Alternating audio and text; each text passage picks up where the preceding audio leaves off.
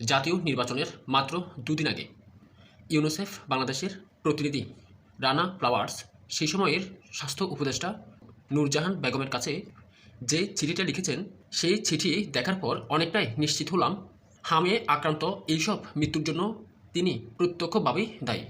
শুধু দায়ী বললে ভুল হবে, তিনি কিংবা তার মন্ত্রণালয় ইচ্ছাকৃতভাবে বাংলাদেশে হামে এপিডেমিক তৈরিতে ভূমিকা রেখেছেন। চিঠিটা আমি কমেন্ট সেকশনে দিয়ে দিচ্ছি, আপনারা পড়ে নেবেন। এই চিঠিতে ইউনিসেফ বলেছিল বাংলাদেশে অতি গুরুত্বপূর্ণ 5 ধরনের টিকার সংকট তৈরি হয়েছে, যেখানে 5 ফেব্রুয়ারি হাম এবং রুবেলার টিকা শেষ হয়ে গেছে। চিঠিতে আরও উল্লেখ করা হয় পোলিও, টিটিনাস, বিসিজি টিকা 15 থেকে 28 ফেব্রুয়ারির মধ্যে শেষ হয়ে যাবে। ইউনিসেফ সতর্ক করে বলে এইসব টিকা শেষ হয়ে গেলে সরাসরি রুটিন টিকাদান সেবাকে প্রভাবিত করবে, যার ফলে শিশুদের মধ্যে টিকা প্রতিরোধযোগ্য রোগের ঝুঁকি বৃদ্ধি পাবে।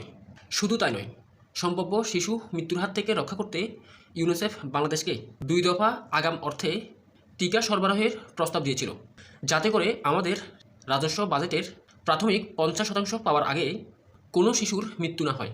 কিন্তু তারা শোনেননি। ইউনিসেফ জোর দিয়ে বলেছে 2025 সালের 18 নভেম্বর সভায় স্বাস্থ্য মন্ত্রণালয় যে এই বছর উন্মুক্ত দরপত্রের মাধ্যমে টিকা কিনবে, তা যদি বাস্তবায়ন করতে হয় তা 8 থেকে 11 মাস সময় লাগবে, আর এই সময়ে নিশ্চিত শিশু মৃত্যুর ঝুঁকি থাকবে। এমনকি ইউনিসেফ টিকা হস্তান্তরের জন্য 3 থেকে 4% কম খরচে টিকা সরবরাহের প্রস্তাব দিয়েছিল, যাতে করে শিশু মৃত্যুর হাত থেকে বাংলাদেশ রক্ষা পায়। এখন কথা হচ্ছে, জনস্বাস্থ্য নিয়ে কাজ করা এই অভিজ্ঞতার কথাকে উড়িয়ে দিয়ে উপদেষ্টা নূরজাহান বেগম ঠিক কত টাকা সেভ করতে চেয়েছিলেন তা আমাদের জানতে হবে।